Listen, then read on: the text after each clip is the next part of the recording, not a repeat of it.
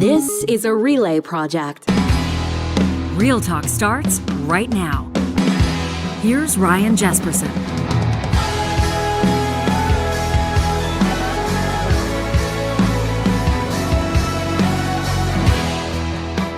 We don't have to have kids in elementary school to have Alberta's curriculum rewrite on your radar. This is a story that's been a story for the better part of the last 15 years as different subjects have been rewritten. That is what the teachers will be instructing the students across the board in math and science. But there's been a lot of talk about social studies. And this fall, as a matter of fact, just a few days after we're recording this episode of Real Talk with a couple of experts I'm proud to introduce you to in just a second, students will get their first look at this social studies curriculum that's been redrafted and redrafted amid much controversy, different governments, different ideologies at play. So where did this government land on this curriculum? What are the students going to be learning? Does it pass the test? Those experts that have been consulted on this. I mean, what are the educators saying about it?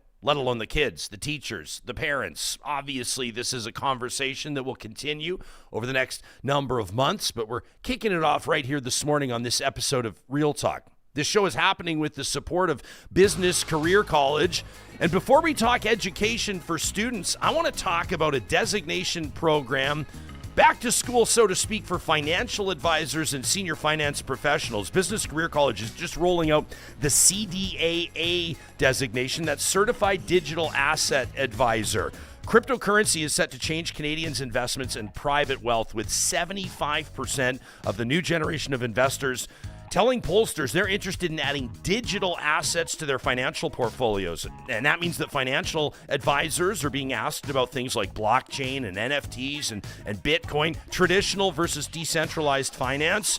If you'd like to build a stable foundation and future-proof your own career as a financial advisor, you're going to want to make sure you get this CDAA designation. You can check out the full details at businesscareercollege.com. And don't forget, a 20% discount on the course for Real Talk audience members with the exclusive promo code Ryan20. That's all one word, Ryan20, at businesscareercollege.com.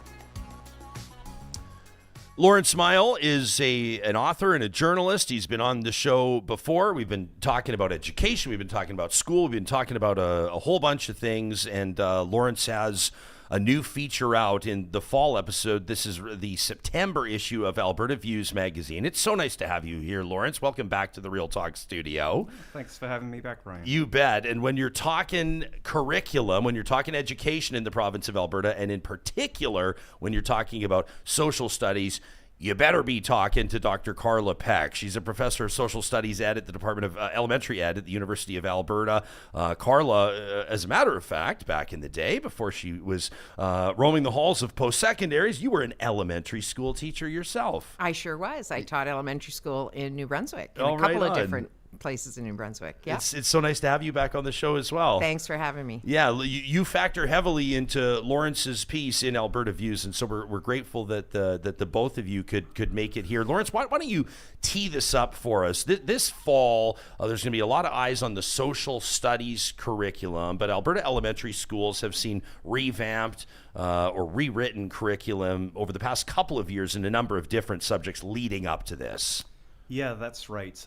Social studies is really one of the last ones to come in during this piloting phase, and that's what we're going to be seeing starting in September. So my eldest daughter, who's going to go into grade 1 on Thursday, she probably actually won't be looking at this curriculum. It won't affect her unless the teacher in that school chooses to test it out. But this is what we're in. We're in the piloting phase of social studies, and it's been, as you alluded to in the setup there, it's been an extremely long journey to get here because successive governments have had a crack at revising all of the different curriculums. And, in my piece in Alberta Views, I trace this back to 2010, when I think it really kicked off in earnest, this whole reimagining the future of education. And as I try to describe in the piece, I think it's really slowed down. It's become bogged down. And it's been very difficult to get to this point, and there's been a lot of controversy along the way. So this originally started under former Premier Dave Hancock, who was a big ed guy. Like Hancock, I remember Dave Hancock always used to wear this, and he's a judge now, but he used to wear this lapel pin, "Children First." I remember he'd wear it at like every single media availability. Do you remember, Carla, off the top, like if we're thinking back to like 2008, 2009, were educators in the province of Alberta at that time feeling like they were teaching outdated curriculum? Can you take us back to that period of time when this first started? I can. And in fact, in around 2008, 2009, we actually were using a really new curriculum in social studies. So a new curriculum had been developed over a series of years and was first launched in 2005. Between 2005 and 2010, they launched kindergarten to grade 12. And they took a really smart approach to implementation. They didn't just throw 12 grades at students of new or at teachers at new curriculum, and students for that matter, and said, okay, off you go, and we're not going to support you. We're just going to have you figure it out for yourselves. They did a really staggered implementation. So the first year, schools and teachers could choose if they wanted to pilot. The second year, they could still opt in if they wanted to, because what they were trying to do was create buy-in and give teachers and school districts a sense of ownership over this new curriculum and a sense of control sort of over how much they were able to take on in, sort of new curriculum year to year. By the third year of whichever grades were being rolled out, everybody then had to do it. But it was a really well-planned rollout for a new curriculum. And so in 2008, 2009, 2010, social studies was brand new in terms of curriculum, in like a new curriculum in the province. In your opinion, how frequently or how often should curriculum be revised or reimagined or rewritten? I think that they should be revised sort of on a rolling basis, so that you might not do a wholesale renewal where you're throwing one out and bringing in something new, but you're tweaking, you're updating,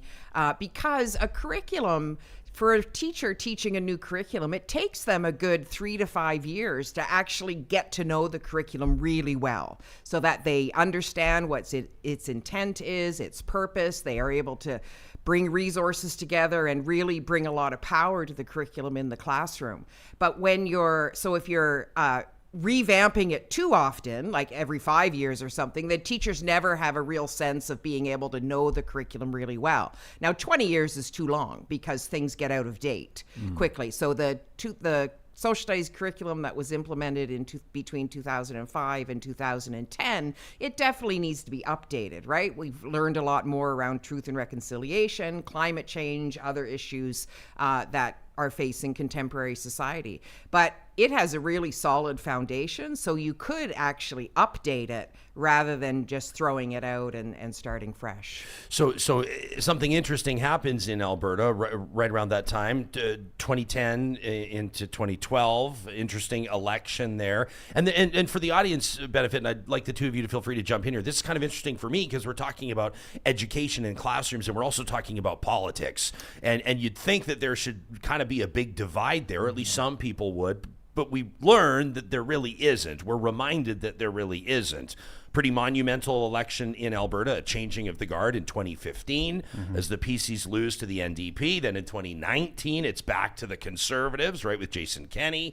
And now here we are with Premier Danielle Smith. There's been a lot happening politically amid this rewrite or this curriculum review that seems to have been going on forever, Laurence. Yeah, and I think one of the things that I think you notice over this timeline is that the process, I don't think, was political.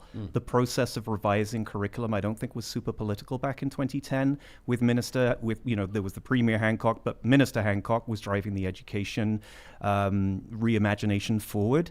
But then really what you notice since I don't want to give a timeline for this because then people will say, well, it got political under the NDP or it got political under the UCP, but there is definitely this swing back and forth. Jason Kenney said he would put the NDP curriculum into the shredder and start again. And I think it's interesting to note that Naheed Nenshi has said that he would not want to continue with this current curriculum. if he became premier.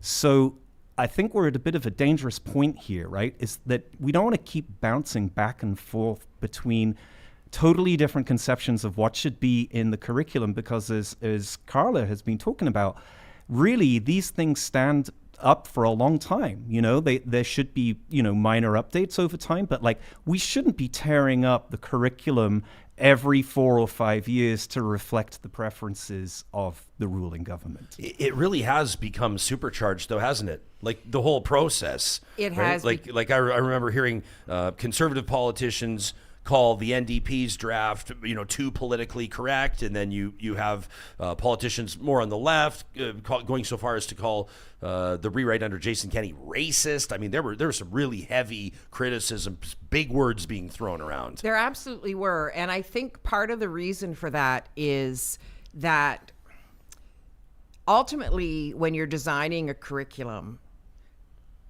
maybe even especially a social studies curriculum, which is about society and people and the land and how we live in relation to one another, including with the land.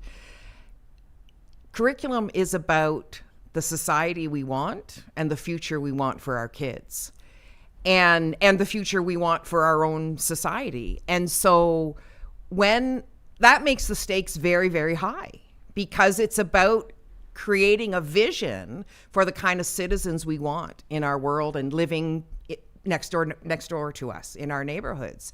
And so that's why I think the social studies curriculum in particular has become really controversial, because it's competing visions over what it means to be a citizen in our society. There's a vision that says that in order to be a good citizen, you need to follow all the rules of the law, and that's good. We don't want, lawbreakers, okay, unless it's an unjust law, and so we might want to protest unjust laws, or people who are being treated unjustly by laws, and that you need to know all your military history, and that's the vision of that. Having all these facts in your head, and that's what makes you a good citizen. There's another vision of society that says, how do we make society better? How do we recognize the injustices in our society and work to make those better? And depending on which vision you have for what society should look like, that's going to shape the kind of curriculum you get. One that's really fact-heavy, fact-based. And hey, I'm a history education specialist. I'm not saying facts aren't important. Of course, facts are important. But for what purpose are we using that information? If it's simply just to regurgitate information back on a test, then students don't have any sort of real understanding about why they need to know that knowledge. Whereas if you're learning historical knowledge in order to understand the present and how we got to where we are today, then that gives a whole other set of meaning to why knowing our past is important. 100%. I don't know how to say what I'm going to try to say here, except for I'm going to try to take like 15 or 20 emails that we've received and wrap it up into one thought. And I'm sure that both of you have heard critics, and I'm talking about parents, say things, their kid has come home and the young child is talking about like the Black Lives Matter movement as an example, or truth and reconciliation, or climate change. They've invoked the name Greta Thunberg at the dinner table, and the parent that's upset by this says something along the lines of teachers should be there to teach reading, writing, and arithmetic. That's the job of the teacher. That's the job of the school. I want to ask both of you this question. I'll start with you, Carla. Like, in your estimation, what is the job of educators? What is the job? In particular, we're talking about elementary kids here, right? Like K to 6. What role do you think that a public school or that school needs to play for a child that age? I think that when I was an elementary school teacher, I was really motivated and interested in supporting students as they develop their thinking skills. I was not at all interested in, and in fact, teachers are prohibited from teaching students what to think. That's a no-go situation. This is not about indoctrination. This is not about every student parroting back, exactly what I say or what I think. But it's about developing those critical thinking skills, the creative thinking skills, so that we live in the real world. Climate change is all around us. We have that tragedy in Jasper, the town site of Jasper. in Jasper National Park. Name your example. It's everywhere. We live in the real world where racism exists. We live in a real world where protest movement like Black Lives Matter emerged because of such terrible violence against persons of color. And so students are living in the real world. They are coming to school with questions. They're coming to the dinner table with questions. The role of schools is to help kids sort out what it is they're encountering in their lives, to teach them how to think. Yes, to teach some knowledge that will help them, equip them with the ability to process what it is they're thinking, but it's not about indoctrinating kids, most definitely not. And teachers, the code of conduct absolutely prevents against that. So for me, the role of public school is about teaching kids, whatever age they are, how to think, how to figure out what they believe in the world, not telling them what to believe. And it's about the public good. It's about what are the kinds of citizens we want living in our next door neighbors, and throwing the block parties and cleaning up the streets and making sure their neighbors are okay. I mean, you're in an interesting situation with your eldest just getting set to start elementary school, right? Yeah. You know, how do you do? And I'm asking for your personal opinion here, but how do you kind of balance, you know, the role of educators and the role of the education system versus the role of parents and teaching in the home? I bet you every parent might give you a different answer. Yeah. I think that's fair. I mean, I do think everyone can agree that, you know, the schools shouldn't be sort of indoctrinating people. And as Carla mentioned, there are explicit passages of the code of conduct that prevent teachers from, you know, using what they call ideological advantage to sort of try and mold young minds to think the way that they do, like the way the teacher does. But, you know, having a child who's going to start grade 1 on Thursday, I do think it's important that social studies in particular teaches kids critical thinking, but to be curious. And I think that what disappoints me about this curriculum is it's so flat, it's so boring, it's so heavy in facts that I think kids will actually struggle to maintain that spark of curiosity that I want my child to have in school. So in a sense, I actually think the burden is going to shift more to me as a parent to try and supplement the curriculum with, you know, let's go to Fort Edmonton Park and let's learn, you know, let's go to the First Peoples experience, you know, like I think a lot of that will be in my daughter's school regardless, because that's what they're committed to doing, to make the curriculum real.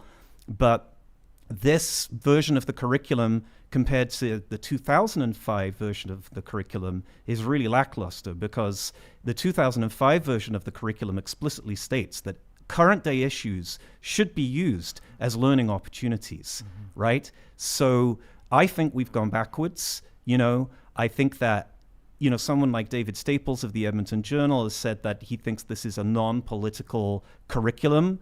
I don't know if I fully agree. I think some of the most egregious, offensive, racist stuff was intentionally taken out. But what we're left with is a flat, boring, fact-heavy curriculum that is not going to equip students to sort of find their way, develop their critical thinking, and spark their curiosity and learn through real-world experience. And I think, frankly, it's really disappointing from a province that was an education leader 15 years ago. We are now not an education leader, and, you know, Historica Canada ranks us dead last in terms of history education, dead last in all of Canada. And this is the second time I've come on this show to say we're ranked dead last, right? Like we were dead last in per capita student funding, and I think still are, right? So these are big problems for a province that should have much higher aspirations. I just want to, like, just so the audience understands, and so I fully understand, when you say some of the most, I mean, the word racist, that's obviously a word that carries a great degree of power, and if it fits, then if the shoe fits, it can wear it. But when you say racist curriculum, what are we talking about in particular? Well, this was the version that came out under the Jason Kenney government. You're talking about the Chris Champion written stuff that was sort of questioning the you know, maybe the value of residential schools. Were they all bad? Like that kind of idea? Is that what we're talking about? That's it. I mean, it's also that there was the criticism that it was a highly Eurocentric curriculum. it was problematic from many, many levels. And I guess we can be happy that some of the most problematic stuff is gone.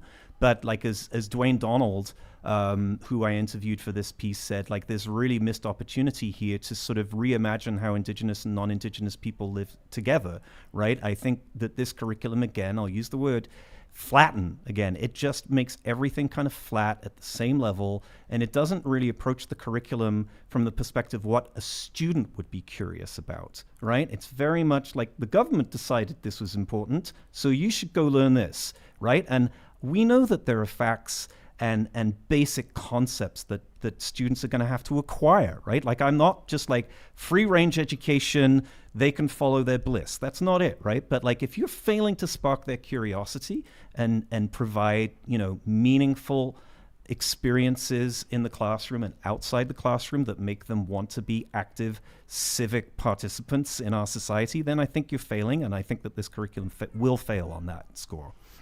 I'll give you another example of how that 2021 draft was embedded in a sort of racist mindset. There was a learning outcome, I forget exactly what grade it was in, maybe in sort of the upper elementary grades, that said newcomers bring strange customs with them.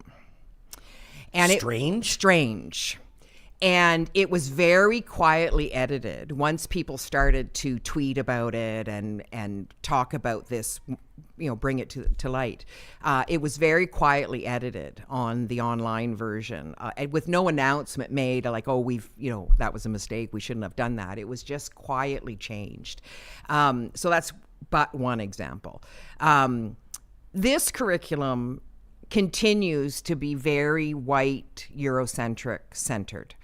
Indigenous peoples are portrayed when they're there, which is not very much.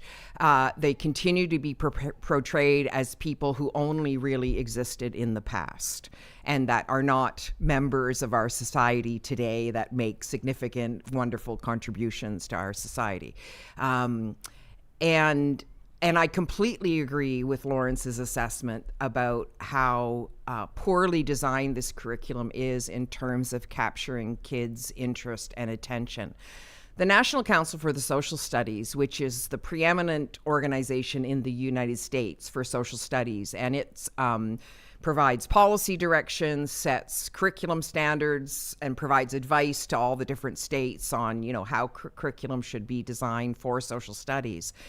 It recommends and has for decades that social studies curriculum should be issues focused, so getting at what Laurence said about being connected to contemporary issues today, but also that it should be inquiry based and that we should be teaching students the skills of how to be curious. Lots of kids come into school already curious, so that's automatic potential we can tap into. But also, how do we help them harness that curiosity to actually investigate and find out answers to questions that they have? I remember a kid that I taught in grade 3 rushed in from recess one day, and he's like, "Mademoiselle Peck, how come we never ever see a baby crow?" And I'm like, that is a fantastic question. Right, there's an example of curiosity. Why don't we, by the way? Well, I don't know. I'm a social studies person, not a science person. Sure. But I wish I knew the answer to that question. And maybe some of my science colleagues can tell me. But there's a great example of a kid who was out on the playground noticing things happening around him and wanted to investigate, had a question ready to investigate. And so then my job as a teacher is, okay, how can we find out? What kinds of things do we need to learn? What kinds of skills do we need to develop in research and, pulling information from sources and this kind of thing? So this curriculum, it's going to be very challenging for teachers to find those moments because it is so, there's just sort of walls of knowledge that you run into, the knowledge column that they have in this curriculum, which you don't typically see in other in other provinces, it feels like a wall of knowledge that you just run into and you have to kind of plow Is it? through. What do you think it is? Is it like we just, we've had successive premiers that just want Alberta kids to win every time at Trivial Pursuit? Like, is that it? What do you think it is? Like, I guess I'm asking you to pick the brain of the people that are making the decisions here, not to take the education ministers off the hook either. But like, why do you think that is? Well, I think that there is a fundamental misunderstanding about what curriculum is and what it means to teach. That for some people, teaching simply means transmission of information. It doesn't mean, helping students learn how to think and helping students learn how to investigate and to see the world as a series of questions and wonders that we want to investigate. And so if you think teaching is just about take the information I have in my head and put it into your head, then you're going to design a curriculum that says, here's all the information you need to put from one head to another. We're talking to Dr. Carla Peck and Laurence Miall about a piece that's coming up in the September issue of Alberta Views. Don't go anywhere because I have more questions on this. I want to ask, if all this choice, it sounds like, teachers could choose if they want to teach the piloted new curriculum. I wonder if you have some sort of a boycott coming, a boycott looming. Plus, how are the rewrites on the other subjects landing? That in just a second. Conversations like this on Real Talk are made possible with amazing partners like our friends at California Closets. Make the most of your space with their custom organizational systems. The whole thing starts with a free design consultation where you can learn more about their approach. Whether it's an entertainment center, a garage storage system, maybe it's a spare bedroom that you're envisioning as a second office with one of those super cool Murphy beds. Whatever it is, their designers, their installers will come up with a masterpiece custom designed to fit your space and your budget. Again, that free consultation starts with a visit to californiaclosets.ca. I love what our friends at Friesen Brothers are doing to make shopping for that family meal so much easier. They want to make your life easier, and so that's why they're rolling out a new app. An app that you can find on their website. That's Friesen.com. You can order ahead, in particular on the catering stuff. I think this is just a fantastic idea. Of course, all of this, Friesen Brothers knows that great memories happen with good food around the family dinner table. They're in 17 different Alberta locations, and you can learn more about what they're doing today on their website. That's Freson, Friesen.com. And for some of you that are listening to all this back to school talk, we know that you're going to be inspired. We know you're going to start thinking about that dream that you've always had as an adult to pursue your post-secondary journey. At Athabasca University, that's one of the things they're best at as Canada's open university. We're going to be welcoming a roundtable from Athabasca University coming up on our August 28th episode of the show. It's never too late to learn. I guarantee that's all I'm going to say right now. These guests are going to inspire you. Some of them in the autumn of their lives going back to school to better themselves. Your online experiences guaranteed to feature heavily into what they describe as the AU advantage. Learn more about what that is by visiting Athabasca University online at athabascau.ca today. We're hanging out with social studies professor, is that right? Dr. Carla Peck from the University of Alberta and author and journalist Laurence Miall, who's got a wonderful piece coming up in the September issue of Alberta Views magazine. Laurence, as you write in the piece, over the last couple of years, curriculum has been rolled out, Alberta Education, in April of 2022, releasing a revised K-6 curriculum for math, English language arts and literature, phys ed and wellness as well.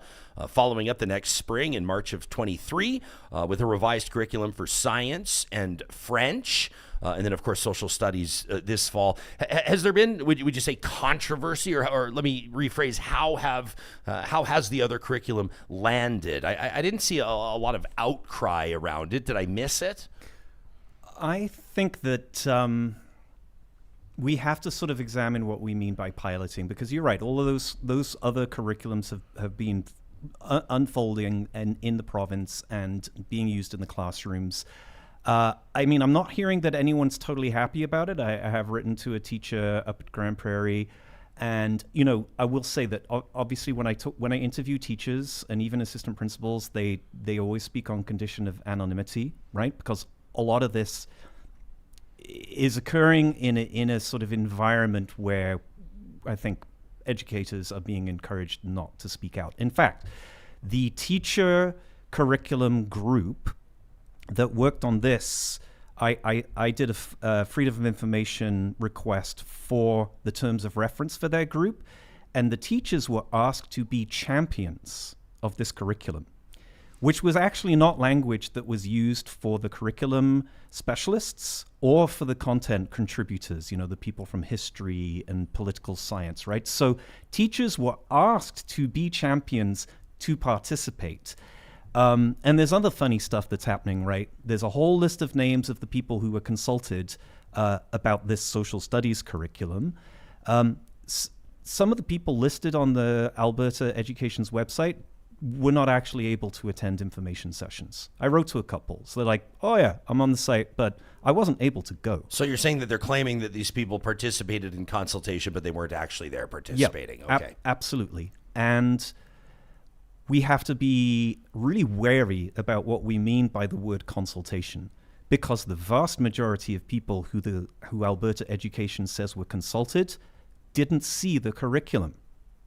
That's a really, really important point. They never saw the curriculum. Yeah, they didn't see the curriculum. So that long list of names of curriculum specialists and content contributors, I'm not so sure about. Maybe you know more about this, but I know the teachers and the curriculum specialists and experts, people like Carla, didn't see the curriculum. And when they did see the curriculum, when it was actually publicly unveiled, they wrote a letter saying they were very disappointed in it. So the people who have just even on a peripheral, marginal level been involved and doing their best to try and push this forward, they don't like it. So what does it say that the education community in this province doesn't like what Alberta Education is selling, right? Mm-hmm. Yeah. I mean, teachers were not involved in this curriculum development process until the very end, when the curriculum was already fully written, and then the teachers were given something to look at. The curriculum specialist group, which are all people, 7 of the 9 very well. I was shocked when I talked to them after the fact, and they said, oh no, we never ever saw the curriculum. We saw the 1-page subject introduction, and we saw the scope and sequence, which is basically the roadmap, what kids are going to learn from kindergarten to grade 12, but that's only, a couple pages long and very, very high level. I was almost at a loss for words when they told me that, because how can you claim that you're consulting experts when you don't actually give them the curriculum to look at? And then, you're trying to use these people's great reputations and their expertise to legitimize what you've produced as a curriculum document when they actually haven't looked at the curriculum. And there were errors made. I think there are legitimate errors, and you may agree, along the way, like learning about taxation and government and the kind of services the government provide. That stuff in the draft in April was being introduced at a very early grade level, right? And I talked to an assistant principal at a school who said, I'm struggling with these concepts at grade 6. So how is it in grade 2? It doesn't make any sense. No. I mean, there are adults that don't know the difference between what the municipal, provincial, and federal governments have jurisdiction over. Sure.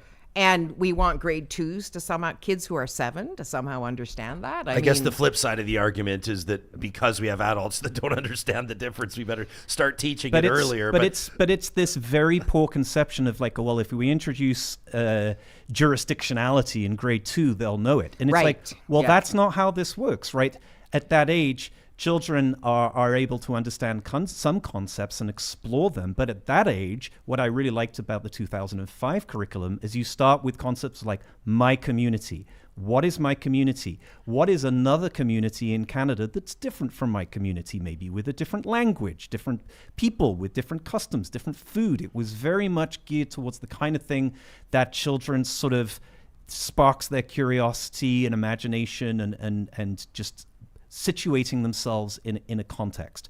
What we have in this curriculum, again, it doesn't do that. Go ahead, Carla. Oh, well, you're raising a really good point, Laurence, that a really good curriculum, each grade should build on the next. So grade 1 should be a scaffold and prepare kids for grade 2.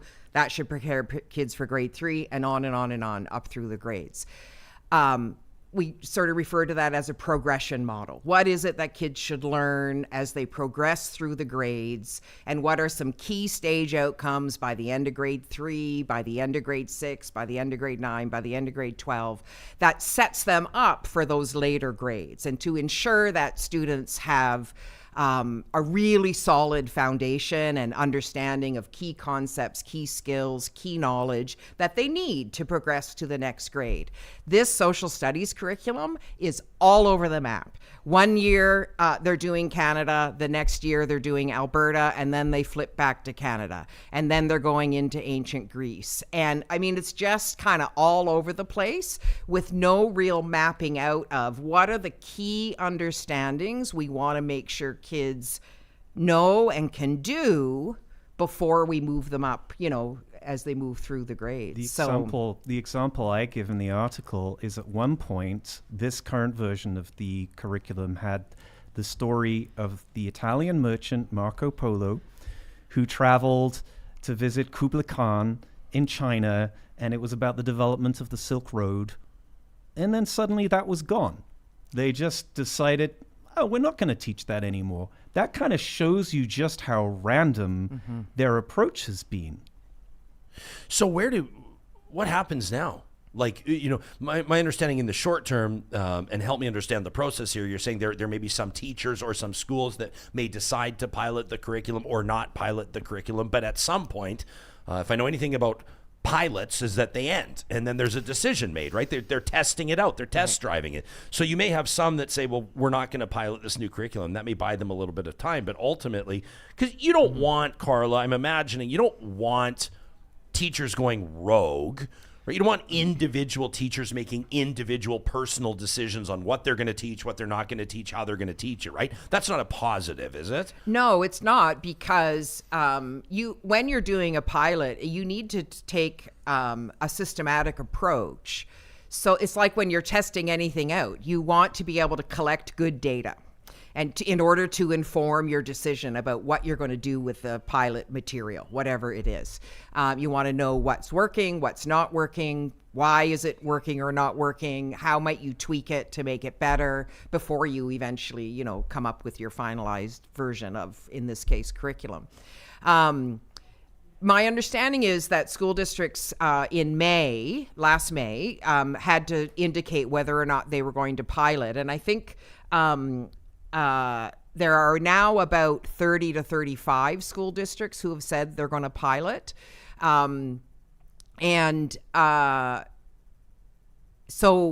what we don't know is what that means. So that could mean that you're a teacher in grade 2 and you decide you're going to do the little economics piece that's in the grade 2 curriculum.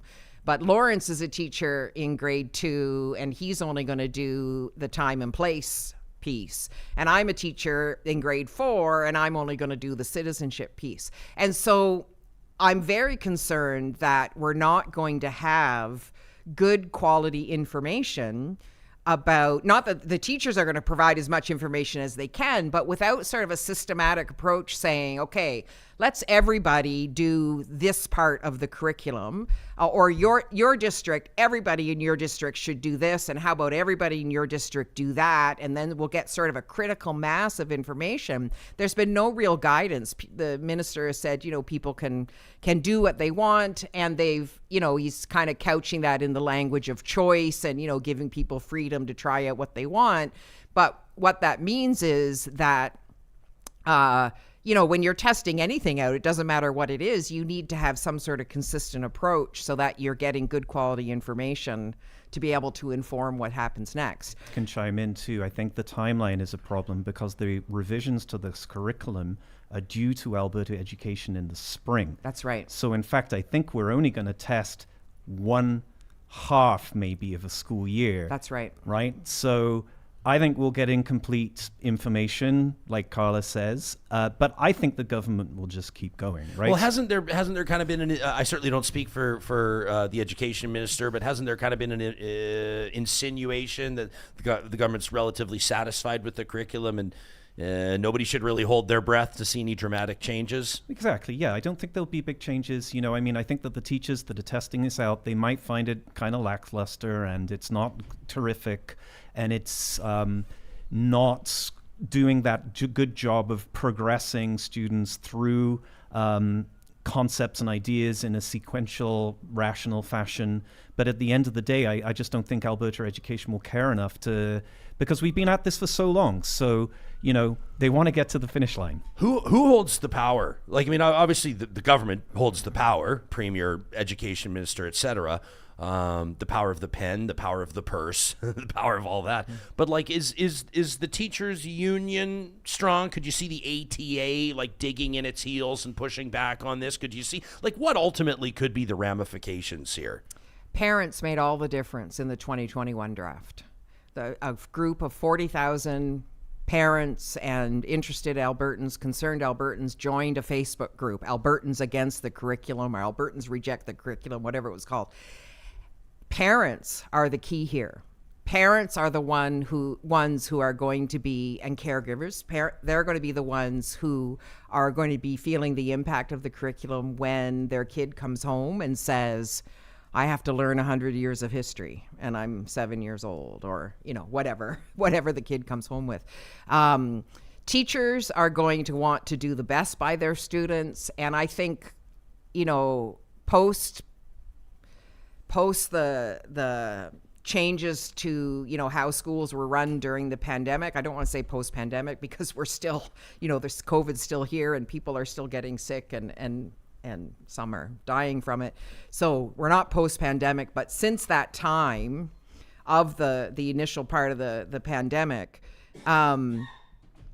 I think teachers are just completely worn out and kind of beaten down by a government that is not listening to them, not involving them in curriculum development. It's really important for Albertans to know how big a departure this government's approach to curriculum development is compared to previous iterations of curriculum development.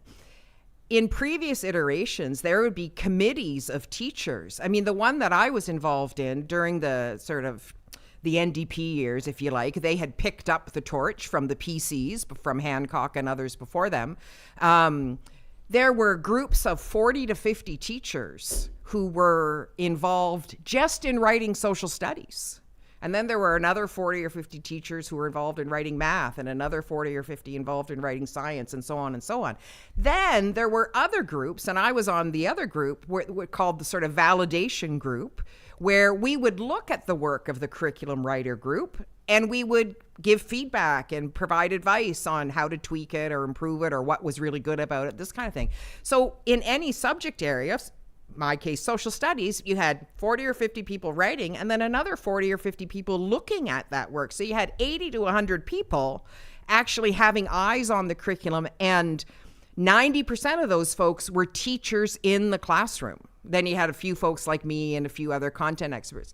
And so to bring it down, this government's approach has been to have a couple of staffers, loyal civil servants, working in their government offices, trying to put together this curriculum without the involvement of teachers who are on the ground, who are having to live the curriculum every day with their kids. And that's I think hugely problematic. And yet these are the same teachers who are going to have to try to bring this curriculum to life and not bore students like Laurence has been worried about. Hey, listen, before we run out of time, and can I give our audience members a peek behind the curtain of what you orchestrated today to make yourself available for the show?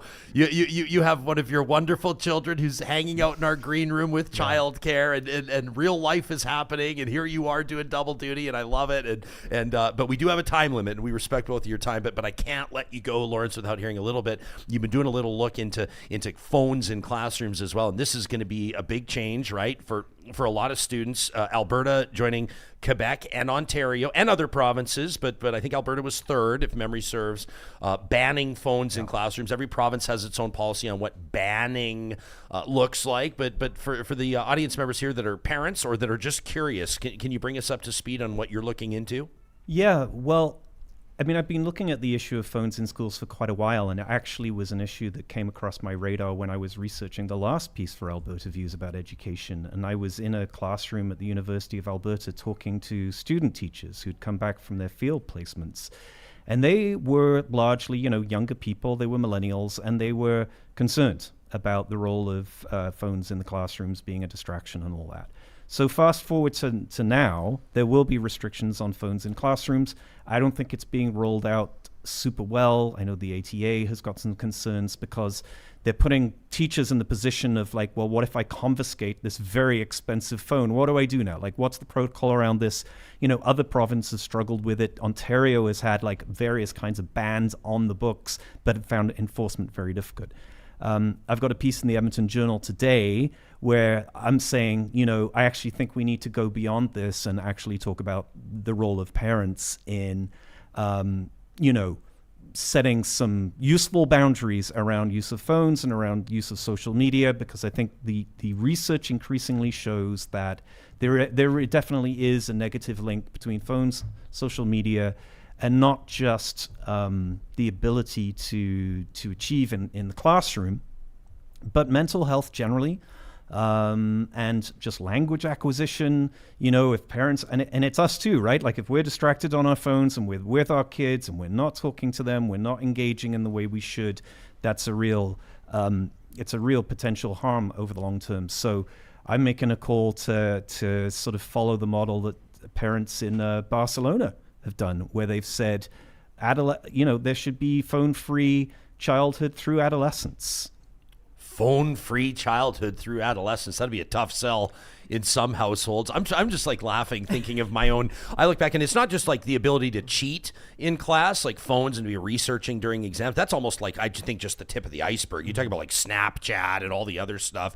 I remember back when I was in high school, do you remember those TI-81 calculators, these Texas Instrument calculators? I remember there's one guy in our math class. I won't say his name even 30 years later, but I remember he had some answers, like whatever it was for the exam. He had the answers like taped inside the case of the calculator, so you could slide the case up and see. And then I think now, like 30 years, oh my gosh, I know I sound 90 years old right now, looking back to my time in school, but boy, has it ever changed. Yeah, it's definitely changed. And I think that, this isn't an area that I research, but I think in general, blanket bans can be really problematic because it doesn't actually get to what is the core issue that we're trying to deal with. Is it mental health? Is it bullying? Is it other things for which these devices are being used? Or is it distraction? Is that the issue? Or all of the above?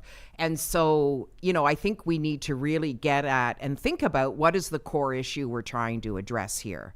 And if it's mental health, then we need to make sure that students and teachers and others have really strong mental health supports in schools. We need to embed, here's where a good social studies curriculum comes in, where we can help students understand what it means to live in good relation with one another and why bullying is a problem. That's an issue facing our society today, and we could center some learning around that.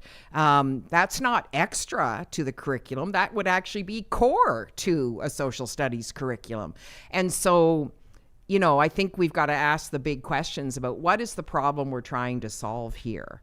And if removing phones is part of the equation, okay, but what else is part of the equation? We can't just take the phones away and say that's going to, and then ask ourselves, well, why aren't things better? Right. Very well said. I want to thank both of you for making time for us today to drive this conversation forward. You've done a wonderful job today of helping the rest of us understand what's at play here and what the real issues are. And of course, this is something that we'll continue to keep an eye on. This is a developing story, you might call it. We've been hanging out with education professor from the University of Alberta, Dr. Carla Peck, and author and journalist, a great friend of this show as well, Laurence Miall. Thank you to you both.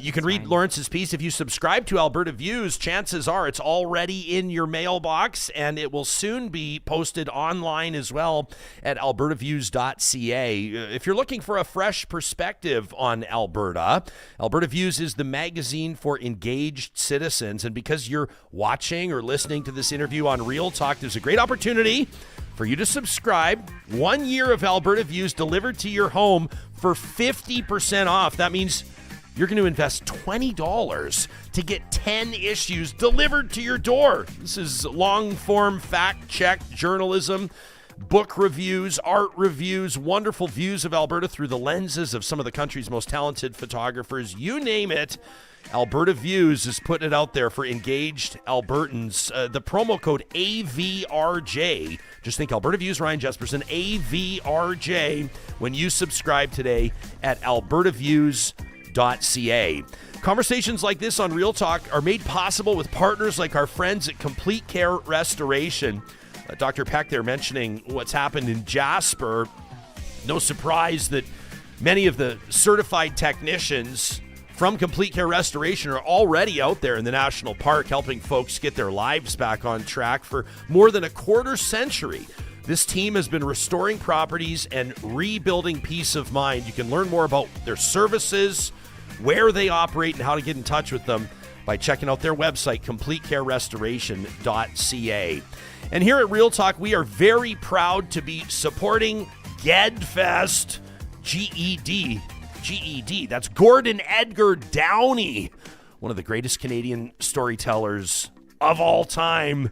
GEDFest is honoring the life and legacy of Gord and the music of the tragically hip, while also giving back to the community through the power of live music and charity. That's why on October 17th in Calgary and Edmonton, GEDFest goes down, and they're looking to raise $250,000 for a couple of wonderful charities, including the Alberta Cancer Foundation and the Ben Stelter Foundation. I'm going to be there. I would love to see you there as well. In Calgary, it's the hip tribute band Trickle Down that'll be playing at the Palace Theatre. And here in Edmonton, I'm really excited to hear Hypnotical playing at Midway Music Hall. You can get your tickets at GEDFest. That's GEDFest.ca.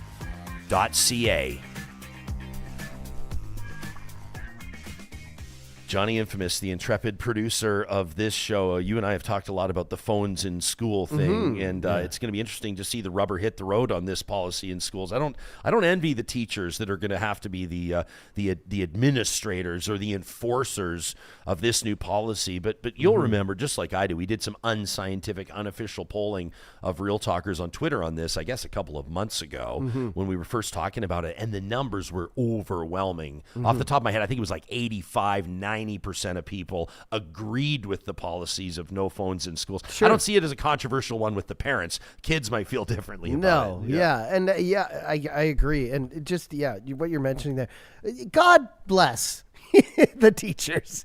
You know, man, they are not just teachers. They don't just stand up there and point at a blackboard or whatever, or, spew out what the government tells them to teach kids. They are babysitters. Now they're like security. Now they're taking phones away. I agree too. Like, obviously phones, like you brought up, cheating right away. Yeah. Distraction, huge. Them ringing, going off in class. The one thing I will say is I don't know, as a parent, because I'm not a parent, if maybe you would still want it. Like, I don't know if you should like put all the phones in a locker or whatever for the day, because there are times when you want to get in touch with your kid immediately when they have a cell phone. 100%. At that age, like an emergency. And I always go to this in my mind when we have this conversation. Maybe not as prevalent here in Canada, but in the States, if there's a school shooting, I want to contact my kid right away. So that's the only fear I have in my mind of like this whole like 95% of people say they don't want their kids to have a phone in school in Canada. Sure you don't. But when they're under a desk, and there's a guy running around the school with a gun, I want that phone in their pockets. Yeah, for sure. How about this from Shirley, who says there's one school division that's made its Wi-Fi unavailable to students. That's what can just knock off, because my thought in my head is kids not so much the cheating, but they just got Netflix on their lap. They're Yeah. watching, Yeah. whatever with their earbud in, and you can't see it. You don't know. So knock out the Wi-Fi. That might be a better fix to this whole thing. Still have cellular. You can still get a call from your parents in an emergency, Yeah, I'm kind of like of two minds on this. I think number one, obviously distraction is a huge issue, bullying, all that kind of stuff. I don't think you want kids on Snapchat during science class for sure. I also do think that we want to make sure that we're teaching our kids, and before I say this is a principle, this applies in the classroom, this also applies in the home, to have a healthy relationship with technology, right? That includes when to use it, when to put it away, but also to be as tech literate as possible, right? To ultimately graduate people into the workforce that are tech literate, that can compete globally, that know what they're doing and are savvy and skilled and visionary, and that are coding, doing all kinds of things. And I do recognize that people may roll their eyes at that and say tech literacy isn't being on Snapchat in math class, and I agree with that. But I think Marshall McLuhan was the one that said the medium is the message, but to vilify technology itself as bad. 100%. The tech is not bad. Of course. Right? How we utilize the tech, our relationship with the tech, what the tech enables us to do, and then as our human nature pollutes it, pollutes the tech or the application of the tech, that's the problem. So I always just want to find, a healthy relationship in our own home with technology. My wife texted me. We were taking the boys out for a picnic a couple of days ago, and I was meeting them there. And she texted me and she said, "Let's leave our phones in the cars. No phones during the picnic." I said, "Absolutely." I love that she did that. Right? That's just a small reminder. One instance where we said they're not even going to see the phones right now. Right? We don't have to be checking our emails. We don't have to be remembering to text people back. Let's exhibit healthy habits, and so the kids see that at play. Lord knows I've exhibited enough unhealthy habits with tech, of course, over the years, right? And that's a big thing. Like, I think if you teach it, like nowadays, and I'm not slamming parents, and I'm not a parent, so I don't want to get into that whole. I try to stay out of parent arguments because as much as I have an opinion, I don't have a child at home, so I'm kind of like out of the whole argument. But I see parents all the time, their kid cries, they throw them a tablet. You know what I mean? They throw on a show. That's probably ingraining them to this technology addiction early. So we gotta curb that, I think, from the get-go. Second of all, how many teenagers you tell them not to do something or take something away from them? They just wanted more. Boomers in the chat. Like when your parents told you not to listen to rock and roll, what'd you do? You snuck out your window and went to the old rockabilly show. Boomers in the chat. You know what I'm talking about, though. You tell a kid no something, they want it more. So you're right. You have to, from an early age, make a healthy relationship with it. So it's not like some treat they have all the time, and when you take it away, it's like you're taking one of their limbs, right? Yeah. Noticing a few trends in the chat today. Wanted to touch on one, and that is that a lot of Real Talkers, it looks like a lot of Real Talkers were at the Metallica Stadium shows this weekend. I don't know. We can talk about Metallica, but then you're going to get angry at me again. This is why you have me on the show. Yeah, well I will say this. I had a chance on Sunday night to join about 60,000 other people. I saw Vamp Fashions was in the chat, said that they were there as well, and said Commonwealth Stadium can be full. People just need a reason to show up. It was packed in there, and one of the world's biggest bands of all time.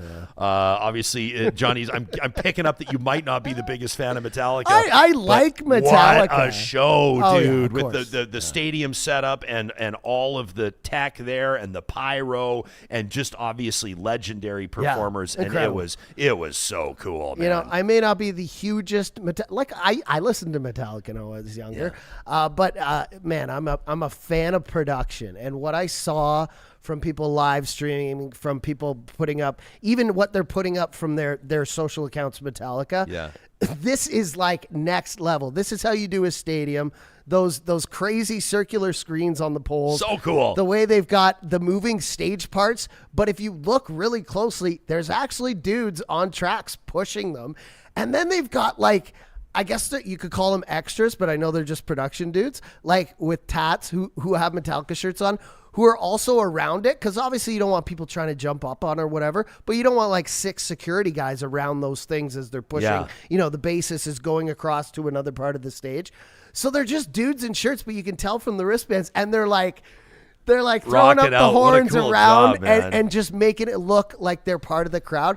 Everything was done just incredible. Yeah, I like what they did. So, like you're saying, Incredible. that so Lars Ulrich, his drum kit through the show is circling around. So Yeah, kind of no matter insane. where you were in the stadium, you got at least a few songs with the band, kind of right in front of you, which was really neat. And let me also say, as a musician, how hard it is to play a stadium. I as a DJ, when I play like Rogers Place or when I was DJing for the Oilers, the amount of like echo and reverb and everything going on, and then to put in little like in-ear monitors, which are at like a 7 out of 100 that you're hearing in the actual stadium volume in your ear, to be able to play that and go around to different areas, dude, that takes so much talent, so many years and so much experience that they've got to dial down where like the guitarist is 100 feet away from the bassist and the drum. Yeah. That's absolutely insane. The talent level is off the charts. They closed Sunday night with Enter Sandman.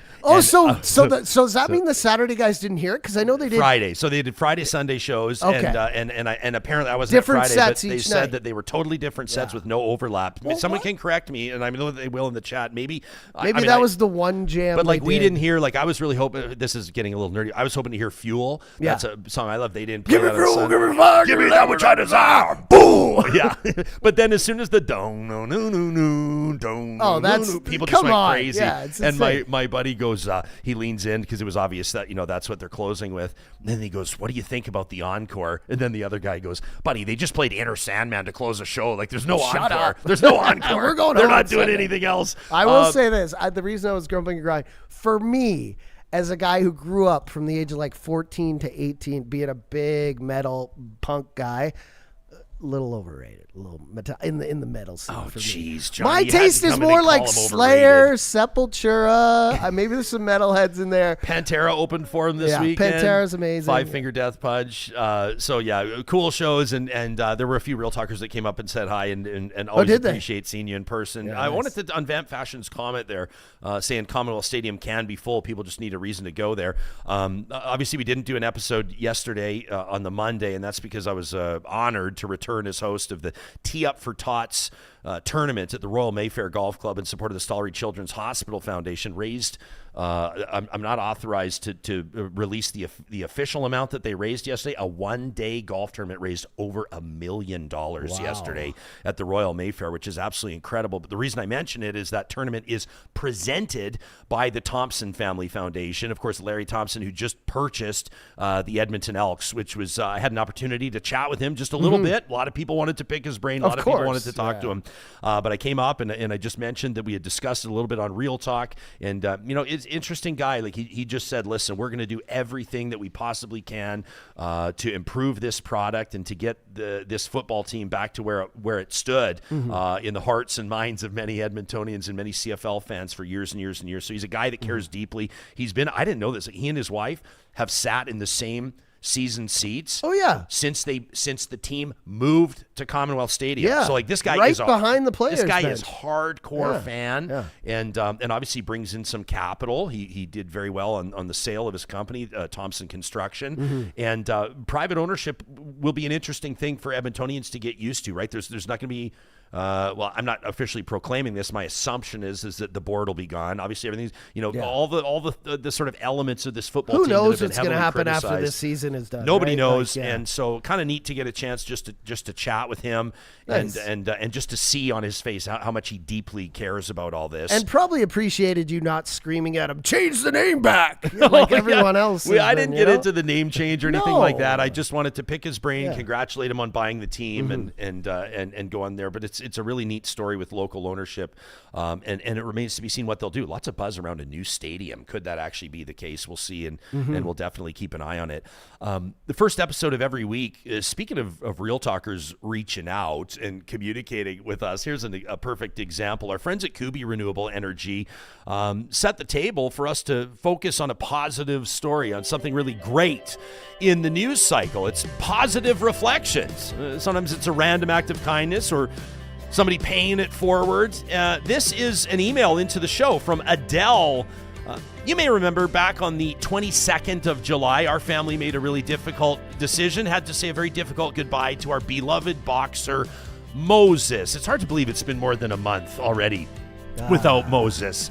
And Adelle wrote in, and I just wanted to say how much this meant to me. Anybody that's loved and lost a pet can relate to the feeling. And as I say, the paw print that forever remains on your heart. And Adelle was listening to the show, and she says, I'm sitting here scrubbing my bathrooms. I got my AirPods in, and I'm listening to Real Talk. And she says, you ended an episode with your dedication to your first very good boy, Moses. And Adelle says, back in 2005, I adopted my girl, Lucy, from the SPCA in Edmonton. She was my girl, with me through thick and thin, a divorce, a new love, infertility, and then finally the birth of my twins. She sat with me in the middle of the night as I miscarried. She wouldn't leave my side in the darkest days. She taught me to love the North Saskatchewan River, and she always brought me to its edge. And when I had to help her cross the Rainbow Bridge, I didn't think I would ever recover. I didn't think my heart could ever love another dog. But a year after she passed, I was ready, and we adopted Julie from California, followed by Franny from Texas, who's our COVID dog, and then Wally, our oopsie from California. Adelle says, I'm telling you all of this because Lucy taught me how to be a great dog owner. Franny, a pity mix, is the most wonderful dog. She and I volunteer as pet therapy team around the city. Wally's just happy to be alive, and Julie has helped my husband let down his guard. Adelle says, it turns out that once my heart healed, there was room for more love for these rescue dogs. And when you're ready, Moses' love and memory will spill into your next pup. She says, be kind to yourself and thank you for sharing him with us. That from Adelle. Isn't that like the most wonderful email of all time? Beautiful. Adelle, you hit me right in the feels, as you can probably tell. And I just want to let you know how much you appreciate how much I appreciate, rather, your kind words, your words of sympathy, your words of encouragement and optimism as well. Here's to the pets in our lives that bring out the best in us. Would you agree? If you have a positive reflection, something that just made your day, something that filled your heart or filled your bucket, as we say, we'd love to hear about it. Send it to us in email, talk@ryanjesperson.com. The first episode of every week, we present positive reflections in partnership with our friends at Kuby Renewable Energy. Coming up on the next episode of Real Talk, brace yourselves. Out of the gates, we're going to talk to two lawyers that are spearheading a class action taking aim at the provincial and federal government over vaccine injuries. Plus, we're going to talk to somebody in the autumn of their life who's headed back to school. Never too late to better yourself, to learn a little bit more. And that's just the beginning. Circle your calendar for Friday as well. The future of food, where technology meets sustenance. Prepare to be educated and inspired there. Fascinating stories is what we're all about right here on Real Talk. Thanks for being a part of it. We'll see you again soon.